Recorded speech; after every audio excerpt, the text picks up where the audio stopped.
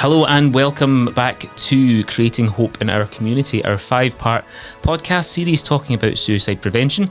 I'm joined today with Donna Paterson-Harvie from Neil's Hugs. Donna, how are you doing today? I'm doing fine, thank you. It's a pleasure to be here and being involved with your Creating Hope in the Community.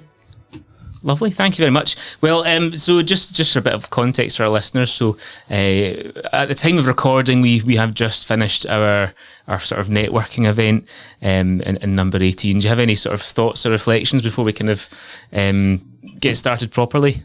I really felt it was good to see so many people attending, because it clearly shows that there is a desire in the community to support mental health and well-being and suicide prevention. It was a great turnout, and it was lots of people from different backgrounds as well, which is quite reassuring to see as well. Okay, well let's get into this properly then. So,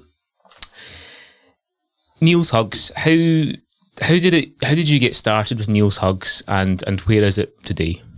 So I started Neil's Hugs Foundation 7 years ago, but it was after the loss of my son Neil, who was 32, almost 33, and he died to suicide. I live in West Lothian, so in our community I didn't think there was any support available for me after losing him and prior to losing him. And I was having to travel to Edinburgh once a month for support, and a few of us that were travelling through from West Lothian decided to meet locally.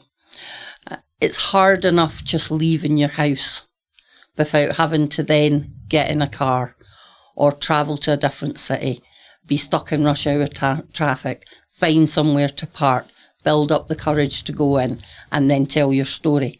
So I knew when I felt stronger and better that I would try and bring it closer to where I lived so that people wouldn't have that same journey, hopefully. Can you tell us, so, our radio station, as you know, is based in Rutherglen and covers Cambuslang as well and lots of areas of Glasgow. For people who maybe don't know West Lothian that well, like, how would you describe it? Is it well, serviced with mental health providers, or is it quite sparse? I think, is anywhere well serviced? I don't think it really matters where you are. There's always room for more. We in West Lothian do have a number of different organisations that are there to support mental health and well-being in many ways.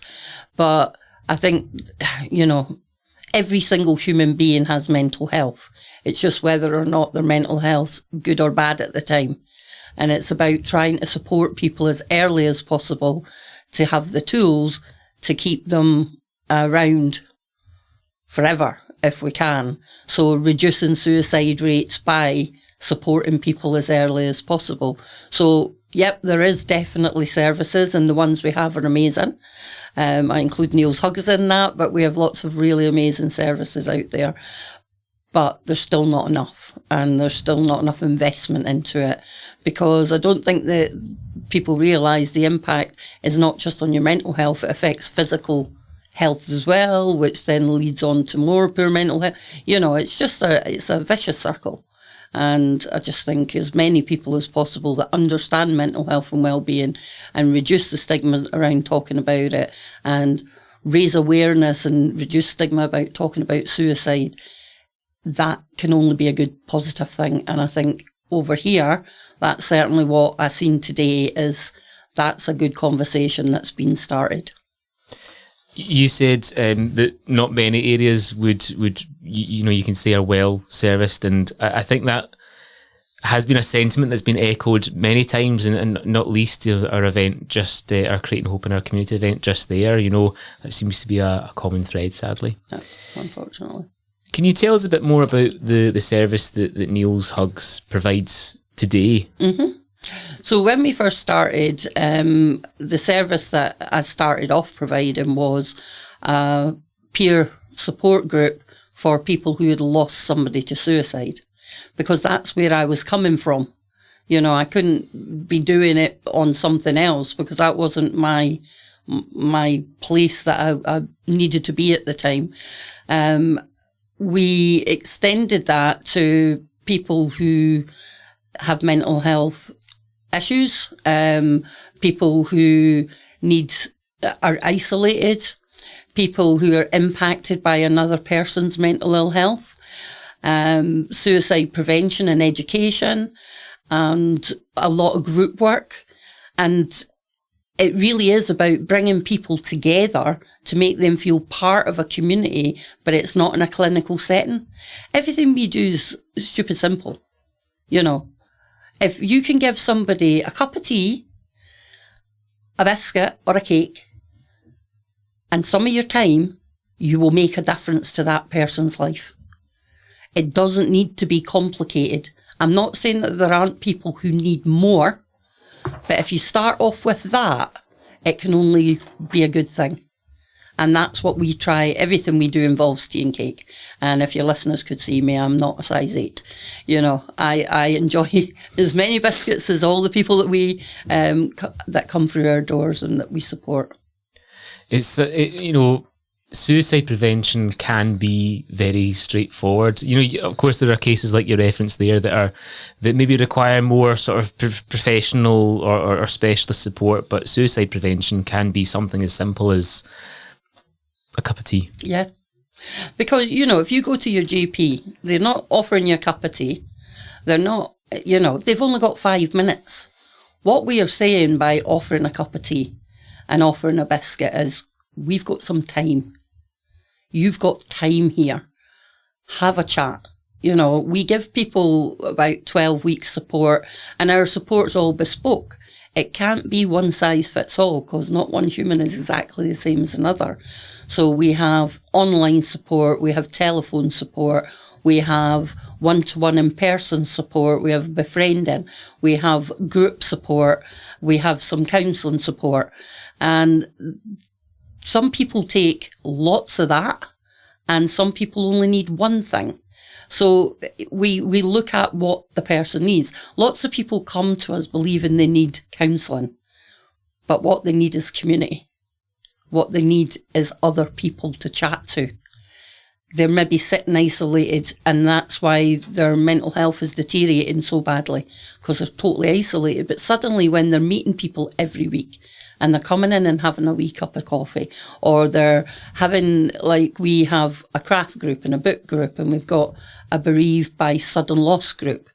Being amongst peers saves lives. Do you think do you think community is missing in society at the moment?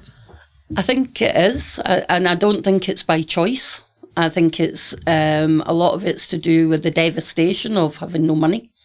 In our community, a lot of the community centres are fighting for their lives at the moment.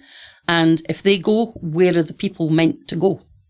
If you go to a supermarket, they're actively trying to encourage you to use the self-scan tills. You might be the only person that human being talks to. So, and not everybody's capable of using self-scan. I, on principle, tend not to use them because I don't want all the checkouts to be shut, because it's not fair. Some people rely on just going out once a week and having a wee 5-minute chat as their shopping's getting put through. Yeah, there's something very unnatural about, I'm the same. I try and avoid using self-serve if I can avoid it. And, it's just that those 2-minute conversations, can mean the world to people, eh? Absolutely. Okay, so, you're obviously a very busy person, and the scope of what you do in Neil's Hugs is massive. How do you stay motivated? How do you keep that energy up? Well, I think as a mum with only one child who's no longer with us, the motivation's already there to try and prevent another family having to go through what we have.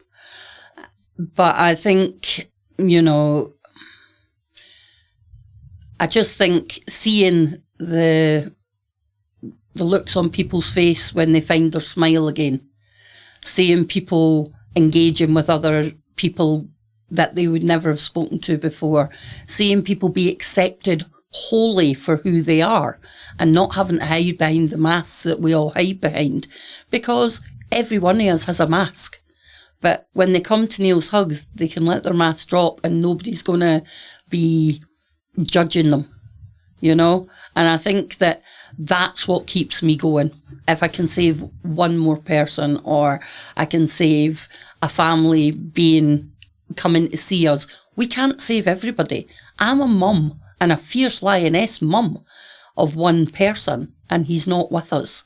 So, you know, I'm not foolish enough to believe we can save everybody, but we can save as many people as possible by working together in communities to recognise when somebody's just not quite right, to ask them if they're all right, you know, to not walk past that person. If anybody sat just having chips or something, I will always go, "You're right," you know.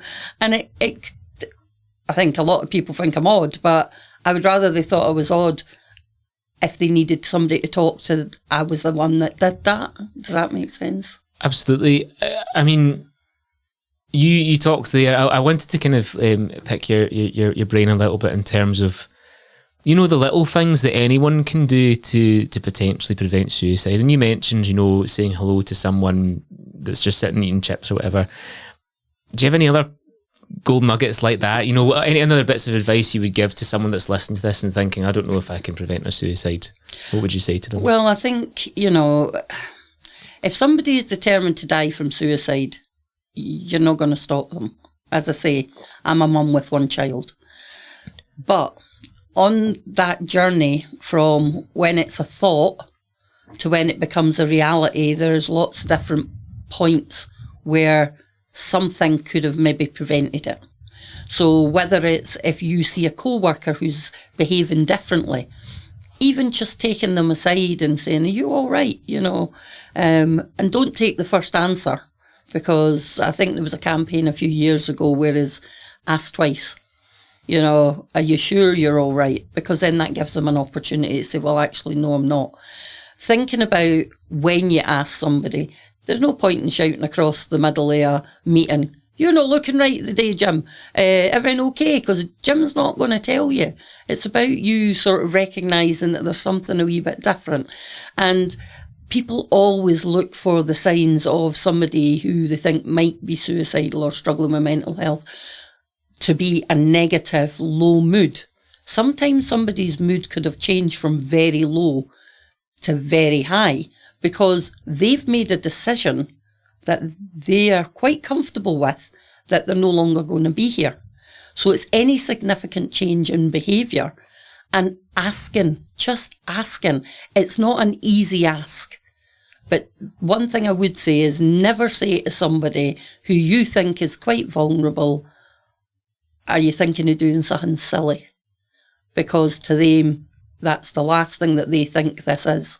They don't think it's silly. In their brain, they absolutely think it's the right thing to do. And it is about just taking any wee opportunity just to check in on each other. You can't be responsible for another human being's life. You know, you can't be. You can't be with somebody 24/7. But just being there might be enough for them to not do it. Maybe to have a wee bit of hope to say, well, this one person actually genuinely seems interested and cares enough to ask how I am, and has noticed that something's not quite right. That can go a long way, can't it? Absolutely. The thing you mentioned a moment ago about if a person has gone from being very low to suddenly very high, and I guess you could be fooled into thinking, oh, well, they seem better. Everything's great now, but that's not necessarily the case. In some cases, it is the case. I'm not saying that in every case it isn't, but sometimes what happens is somebody's been so low and then suddenly they're going, "Oh, let's go out for lunch, let's go out for dinner, let's go and do this, let's go and do that." They could be, not always, but they could be saying goodbye without saying goodbye because they've made a decision. And that's where I would be cautious and just keep checking, because they may have already made a decision and they're saying their goodbyes to people. If people start giving away things, you know, that sort of stuff. They're looking out for wee signs of there's something changed here. None of us are experts, but you know your people, or you maybe know the people that surround you. It's about knowing them and that they've changed slightly. And I guess paying attention to subtle changes. Absolutely, absolutely. And the change could be really, really small. But, and I am not saying sit there glued to every human you know and try and check every single thing they say, because it's not like that. But if you have a gut feeling, go with your gut. I think that's really important, because we're all quite good at thinking there's just something not right here. If you act on it and you're wrong, so what? Well, yeah, so that brings me on to kind of what I wanted to, ask you next. What would you say, because there's still a stigma in various different ways, and I'd like to think it's got better over the last 10, 20 years, but there's still a stigma, and I think there are still people who, to give you an example, I used to run the mental health first aid courses here, and there's a guy in one of the groups who wouldn't hesitate to swear or to, in Glasgow, I don't know what it's like in West Lothian, but in Glasgow, Frankie Boyle describes the F word as a warning that a noun's coming. Yeah. And, this guy, really kind of didn't hesitate to use F. That's fine. We're all adults. But he hesitated or stammered a bit when it came to the word suicide. So what would you say to people who are maybe still a bit afraid to ask that question? Well, I think if you're in a situation where you are worried that that's what somebody's going to do, it's not an easy question to ask, but you need to be clear what you're asking. Like I was saying earlier, don't be skirting around it and saying, oh, you're not thinking of doing something silly.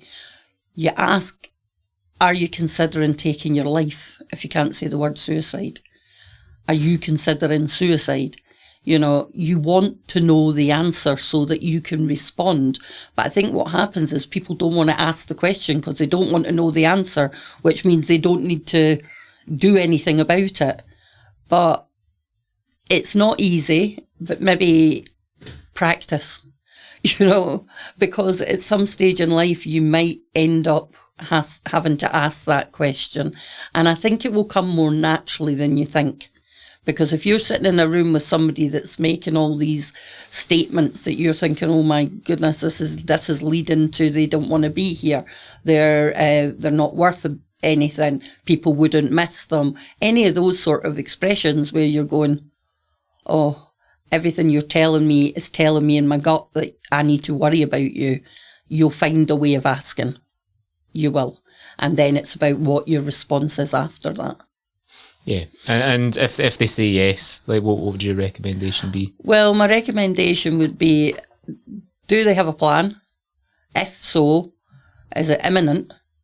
Can you get their family to come and support them? If not, because some people don't have family, you may need to just pick up the phone and phone 999. And in all the years that Neil's Hugs has been going, and it's over 7 now, I've only had to make 3 phone calls like that. But it was very clear, it was really necessary. And I know a lot of young people, they're all like, oh, I don't know what to ask because their pals told them something. What I would say to anybody out there is, what would you rather be, attending your friend's funeral or your friend not talking to you for a few months? It's an easy choice, really, isn't it? Yeah. Coming back to, I guess, more specifically about Neil's Hugs, can you tell us about, say, for example, the people that volunteer with you, what sort of people are coming along to you to volunteer, and how do you attract them? Well, the people that volunteer for us tend to be people who I'll probably have met, I'll have probably been doing a talk with, but they're people who are empathetic, people who have maybe had experience themselves or family members with mental ill health. So they want to give something back, or they want to contribute because at some point somebody's been helped. We've got people from all walks of life that are involved with us, psychologists, doctors, various people. but doing different roles, obviously, because we don't offer those services, but they will be listening ears. A lot of people that volunteer with us, we've supported. And that's why peer support's really a big thing. If we've supported them, we still continue to support them in their volunteer role, because it's very important that, and we're clear to our volunteers, you need to be honest if anything impacts your mental health and well-being, because the last thing we want is we have a client that we've matched somebody up with, and that situation ends up with the client not getting the support they need because the person who's supporting them isn't well, and now you end up with two unwell people. So we're really quite strict on boundaries with that sort of thing. But really, we've got different people who want to support us in different ways. So it might be that somebody's really good at social media and does some stuff like that for us, or it could be that somebody's good at admin or fundraising, or, so it depends. Each person brings with them their own strength. And I'm a great believer in life. If somebody can do it and they can do it quickly, why would you put yourself through the misery of trying to do it for 20 hours like an Excel spreadsheet? Somebody can rattle one of them off in 10 minutes for me. I'm going to say, yes, please, Yeah, use the talents that are around. Absolutely, we all bring with us what we bring. Yeah. During the Creating Hope in Our Community event a couple of hours ago now, someone asked you, what are your biggest challenges as a charity, and you kind of talked about how I thought it was really nice actually how the local community actually really does help you out with funding, which a lot of charities and a lot of the third sector are, it's a challenge for everyone at the moment, but you. Yeah, for the last 7 years, our community has basically funded us, with a few exceptions where we've had to go and get slightly bigger pots of money. But the reason they support us is because I'm out and about in the community. I'm not hiding in an office. Every Wednesday I'm at our local college, drinking tea, eating biscuits and chatting to folk. Because I believe if people see you, then they trust you, then they'll come to you if they need help. And a lot of the funding comes from after we've supported and helped people, their families may do some fundraising for us. We don't charge for anything. And I don't want to charge somebody whose mental health is in a poor state for any service, because they're lucky to be even knocking on your door asking for help, far less saying, well, this is going to cost you X amount. We don't do any of that, but it is brought back to us 100-fold, where, people see what we're trying to achieve and they're on board all of the time supporting us to do the things we need to. It's really nice that the community is sort of rallying around Neil's hugs and keeping it there, because it sounds like a very valuable service for the community.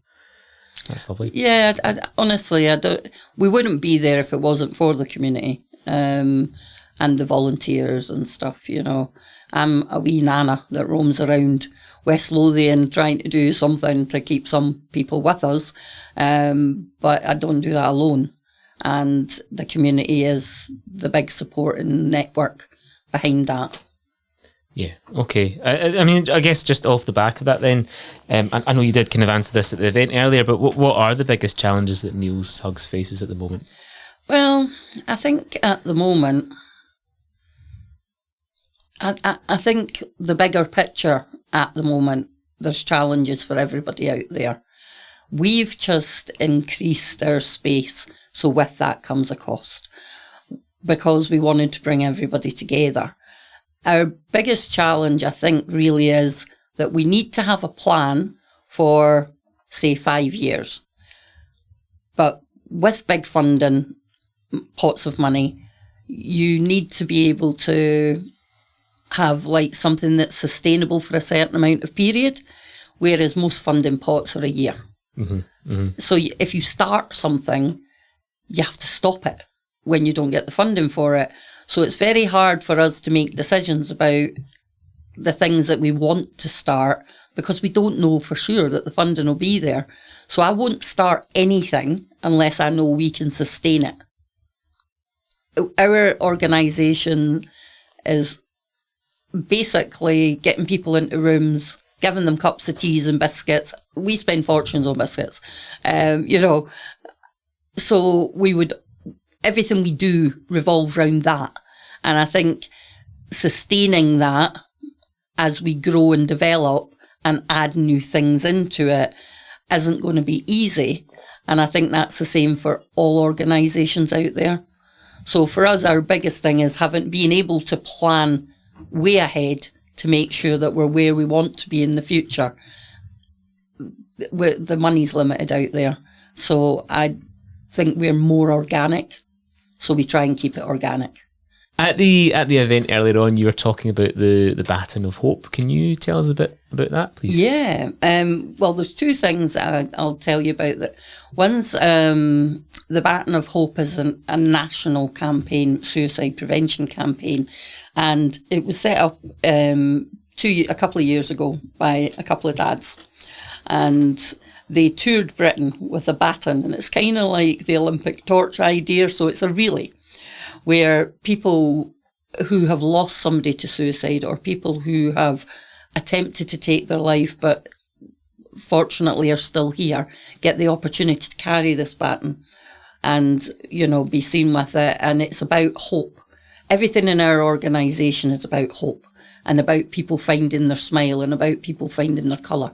It's about them finding a way of living their best life. So the Baton of Hope really resonated with me, and I did carry it a couple of years ago in Edinburgh. But I seen it had come up and it said, we're looking for people who would like to be the lead on the Baton for Hope in different places. So I spoke to the families that we support and said, look, if I go for this, you need to help because I can't run a charity and do this. This is a big national thing. So they said, yep, all in. So I applied for it, and in the whole of the country, 20 places are getting it. And we are the only one in Scotland that are getting it. So the West Lothian will have the Baton of Hope travelling through it on the 5th of September 2025. So that is a huge, big campaign. But for me, it made perfect sense because our whole community will get behind that. I know they will. So we will get the schools involved. We'll get the high schools involved. We'll have the college. We'll have businesses. I speak to a lot of the big businesses and I go in and do talks to their staff and things. We'll have any amount of people that want to be involved will be involved. The third sector organisations. I sit on the Suicide Prevention Strategy Leadership Group in West Lothian as well. We're also in Alloa. We've got an office in Alloa, but we couldn't pick two areas. The one that we're most known in is West Lothian, so it made the most sense. So that is now something that we're working really hard towards. And it's anybody in the country that wants to carry the baton can apply to carry the baton. So that's online through the Baton of Hope. The people have to have been grieving or they've lost somebody or that they've made an attempt on their life. Then we work out a route and we work out how long each person can have the baton for, and they'll get their photos taken and different things. And it is about hope. And that's the big thing. The other thing that we're involved in is Lothian Speak Their Name quilt, which is a quilt that has patches from different families that have lost somebody to suicide, and it's all been put together and it's being toured around the Lothians for people. And there's a book that goes with it and it tells the story of each patch. So it tells the story of the human that we've lost. It's not just a number, because there is nothing more devastating than seeing your human as part of a statistic. Yeah, I mean, so in some of the other interviews, I'd kind of been referencing the statistics that were published in 2023, and the kind of theme across both those interviews was, or for that part of the interviews anyway, was this, place too much meaning on, but at the same time, like, to reduce a person to like, this was a white male in his 30s, what good is that to anyone, know? And that's it. It's, these are human beings. And the book that goes along with this, and there's usually somebody there to tell the story of the quilt, that is so powerful to remind people that these are not just numbers, these are human beings, that families are devastated that they don't have. And, a lady today had been saying that she had one person that they had no idea was going to die from suicide. And then they had another person that they fought tooth and nail to get help for. And they still died of suicide. I'm in the tooth and nail section. I knew. And it became, unfortunately, a matter of when, not if, my son would die that way. So, we need to do as many hopeful things as possible to try and let people see that we still need to live life. And it's about what would be my best life wouldn't be your best life, Living in the Caribbean would be part of my best life. But it's about giving people an opportunity to find the best life they can have and not expecting that we should decide what people's best lives are. But all these big campaigns need to be embraced and they need to be developed and they need to be shown because it's real human beings behind all these numbers. And I think this is where it gets lost. People forget they're real humans. I think if you do see numbers, it is very easy to go, to put it into any sort of context, to put it into well, that's someone's life's just been turned upside down. I think 792 is the number of people that completed suicide in 2023 in Scotland alone. That's 792 families and groups of friends that are... I think they reckon it's like 137 people on average are impacted by the suicide of one human being. And if you just think of it, all those ripples and the impact that it has, and then the people who have lost somebody to suicide, they become more vulnerable and become one of the more vulnerable groups to possibly die from suicide. I was in that category. I'm fortunate now that isn't how my brain works. But as a mum of one child, it shouldn't come as a shock to anybody that I considered not being here anymore. I am, and I'm glad I am because that wasn't my journey. But the impact on the people that are left behind is huge. And I think nobody's in their right mind when they decide to take their life. I don't care what anybody says, because that you have to not be thinking rationally at that moment, but you genuinely believe you are, that everybody will be better off without me, that sort of mentality. That's not true. And if nothing comes out of this, if there's one person that listens to this, please reach out for help, because your family won't be better off without you. You don't want your family being in a room making these like podcasts or whatever, talking about you the way I'm talking about Neil. They would rather come and visit you in hospital or rather help you than have to do stuff like this. And, I do it with pride because I do it in my son's name, but would I rather he was here? Absolutely. Well, thank you for being so candid about where you were after you lost Neil. I mean, if you don't mind me asking, you said at some point you did have those feelings. What was it that gave you hope? I think for me, I have a granddaughter, and I knew she needed me to be around. And my hope was that we could help her have her best life. Her dad wouldn't be here to help do that, but we could try. And I've always been somebody who, if anything negative happens, I need to find something to do to try and make a difference. And at the age of 21-ish, I decided very early in life, because I'm an old lady, I decided very early in life I couldn't read newspapers or watch the news because it has a really terrible impact on me personally. It makes me unwell. So I focus on what I can do in the area that I can do it, not on the bigger picture of the world.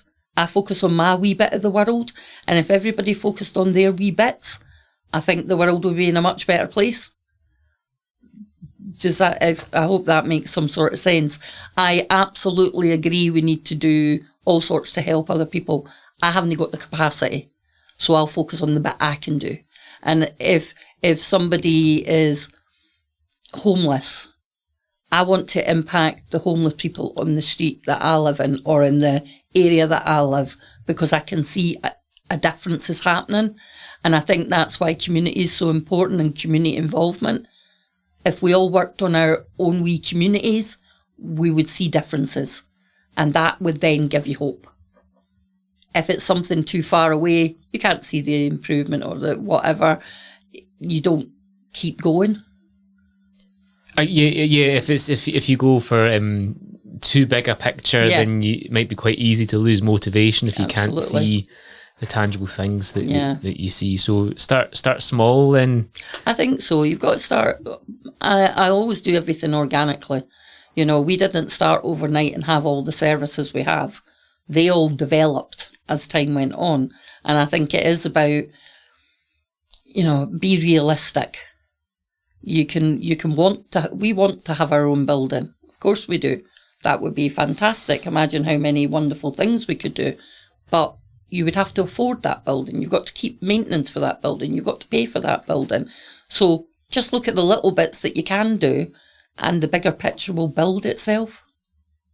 Yeah. Yeah, that's a really lovely way of looking at it. Okay, brilliant. Thank you. Now, I believe that you have received an award for the work that you do. Can you tell us a bit about that? Yeah, in January this year, I was given a British Citizens Award for the work that I've done in West Lothian and Clackmannanshire, and generally for the work that we do.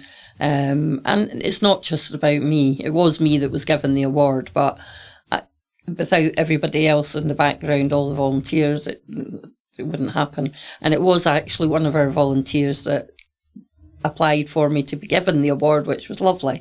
So I went down to London, and so now I have letters after my name, the British Citizens Award, and then an H for health.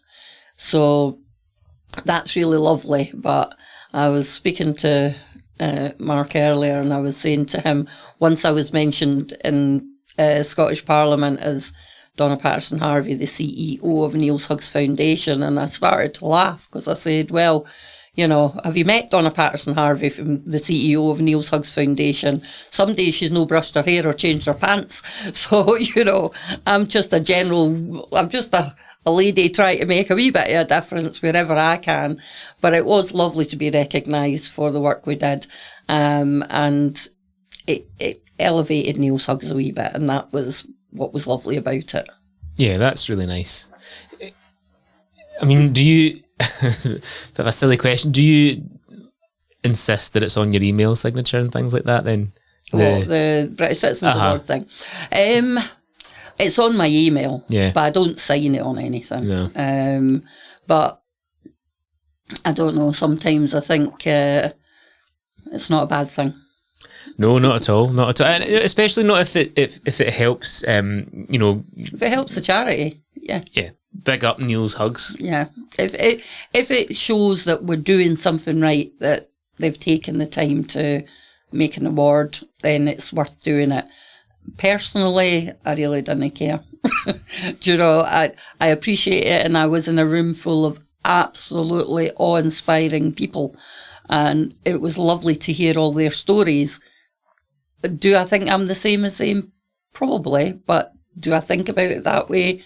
Not really. I just get on about my business. I get up in the morning and I put one foot in front of the other and try and get through the day. You strike me as someone who likes to isn't bothered about maybe ceremony, but more about getting tangible things done and completed. Absolutely. And I get invited to sit on a lot of boards or to go along to a lot of things.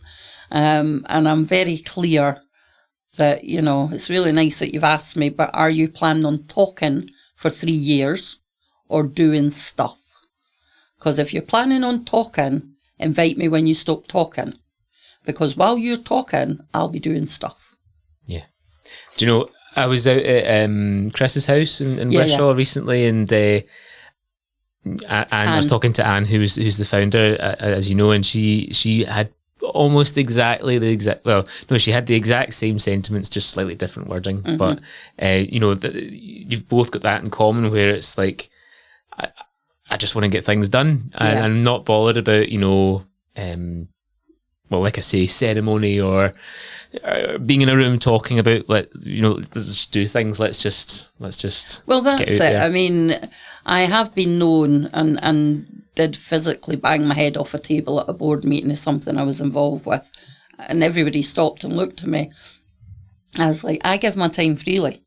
We've been talking about the same nonsense for 6 months, so you either do something with it or stop talking about it, because I'm not coming back.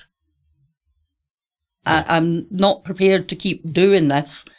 Either make a decision or don't, and remove it, because I don't want to hear about it again, at all, ever again.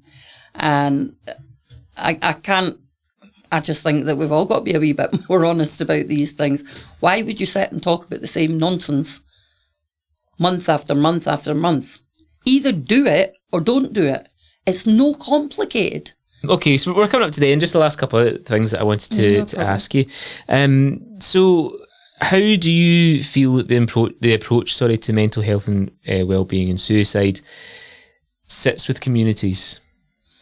I think more now that it is something that people are more aware of. I think it's really important that we arm our young people. I do a lot of involvement with younger people in schools, where it's mainly that they're trying to win funds for us, but it gives me an opportunity to go in and chat with them, and that's really powerful, because these young people are switched on as anything, right? They talk freely about mental health. I'm not saying all of them, because obviously their personal mental health may be totally different, but talking about it as a thing, they will talk about it.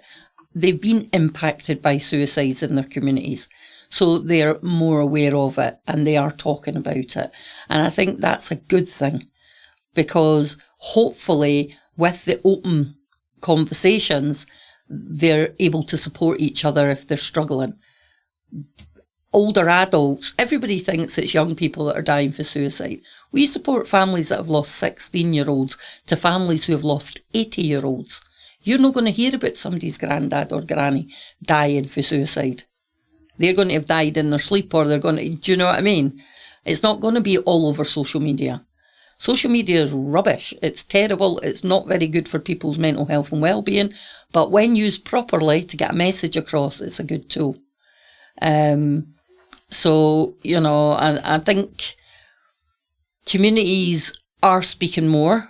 They are more driven to do stuff to try and support each other. Where it will go, I don't know how long it will take. But I believe that you should be able to phone your work or your school or your college or whoever to say, I'm not coming in today because my mental health's poor. Instead of, I'm not coming in today because I've got a 24-hour bug.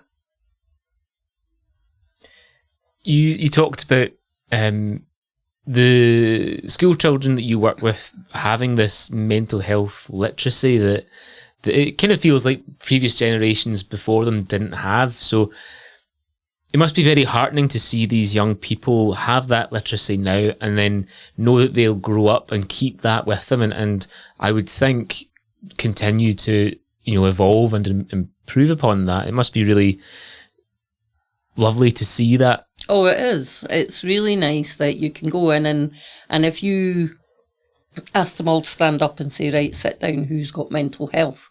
They'll all sit down. You're not saying poor mental health. They know they've got mental health. They know that things go on and they talk more freely about it, but it's great because these are our new adults. And no matter where they go in life, they take that knowledge with them. Yeah. Because, we know there's, I guess it's still a bit of a stereotype that that people of a certain generation or of a certain, I guess there's no point even going into who fills those stereotypes, but there are still people that aren't talking about their mental health. Coming back to my point, to see that young people, and I've seen it firsthand as well, that the young people have this literacy and this confidence in talking about this kind of thing. And absolutely. It's lovely. It is. And they're really refreshing. As we know, like it's a 75-25 split of the people who die. 75 are usually male, or 70-30. But we get a lot of young men who want to represent our charity at these things. And that is wonderful because they're having a voice. As a female, we tend to home in on our friends. So females tend to have some sort of support. I think what happens is we constantly tell males that they don't talk. We're constantly putting it on the telly. That's nonsense. They do talk. They just need the right people to talk to in the right circumstances, because they will open up and they will talk, and the younger generations more so. And that's wonderful, because hopefully, we're never going to totally eradicate suicide, but hopefully we can reduce some figures somehow. Sometimes I feel a bit like I'm sticking my finger in a dam and it's just the water still pouring through. And that's probably naturally always going to happen. But I'm just hoping that some of the people that we engage with, who may have been no longer with us, at least they're here. Yeah, if you can get one person, like I think you referenced earlier, that's a win. Yeah. So, what's the future for Neil's Hugs? What are you looking to do next? Well, we've got these national campaigns coming up, so I work on the principle of one thing at a time. And so we've got the Bat and the Hope, and obviously the quilt, the Loathing Speak the Name quilt. Eventually we'd like our own building so that we can have a cafe that's open really late, so that we can offer support to the various vulnerable groups, and it could be ongoing and later. And, we're restricted by being in a council building. We don't have the keys to the castle. We are very lucky that they allow us to use it till quite late on an evening. But having our own place would mean we could offer so much more. And that is the big dream for us. National domination. Not really. We can help anybody, no matter where they are, if they've got a phone. We work with 16-year-olds upwards, but I get asked often what our criteria is to support people. If you're 16 plus and you're a human being that needs help, we'll do what we can. That brings me on to what was going to be my final question as well. So let's say you've got someone tuning into this and thinking, I think I really need Neil's Hugs. How do people get in contact with you, and what does it kind of look like from the point they first speak to you? So people tend to, because we're quite well established, and a lot of people know me personally because I'm always milling around in different places. People will either come to us via Messenger, email, our website. Very few people phone us. That's when I know that the kids are needing the YPI things going wild, because all these mobile phones start ringing me. They can self-refer. There's a link on our Facebook and our website. We would then get that and then give them a call and have a chat, because what somebody writes on a form and what the reality of the situation is not even remotely similar usually. You need to actually know what's really going on before you can help somebody.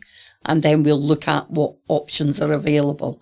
We might not necessarily be the right option, but we wouldn't just go, oh, we're not the right thing and hang up. We would find out what their needs were and try and find something for them, because it's already been difficult enough to make the phone call to us. Far less us hand them 20 different numbers and say, try all these people and see if they've got space or they're the right service. We'll make some phone calls and find out who's got what, and then we would pass that on. If it's us, then we'll work out between us what would be the best service for them and then take it forward from there. And how do people reach you if they were to speak to you by phone? To me by phone. Well, to Neil's Hugs. To Neil's Hugs. Yeah. Well, our phone number's on all of our different sites. So our website, there's a phone number there. It's on our Facebook. I'm old, so it's Facebook for me. I believe we may be linked with other things, but I only do the Facebook bit of it. I would say TikTok, because I believe we've got some young people, but I'm not very helpful for them, so that's next year's plan. But they can find us on, if you just put Neil's Hugs Foundation in like Google or something, you will find us. And just pick up the phone, give us a phone, send us an email, do whatever. We'll take it from there. Lovely. Donna, it's been an absolute pleasure speaking to you. I know how busy you are and I know how in demand you are. So I'm very grateful to you for your time, not just for the podcast today, but for the event earlier on as well. No, but I'm really grateful to be invited to come along. It's my favourite topic, trying to save more people. So thank you. Thank you.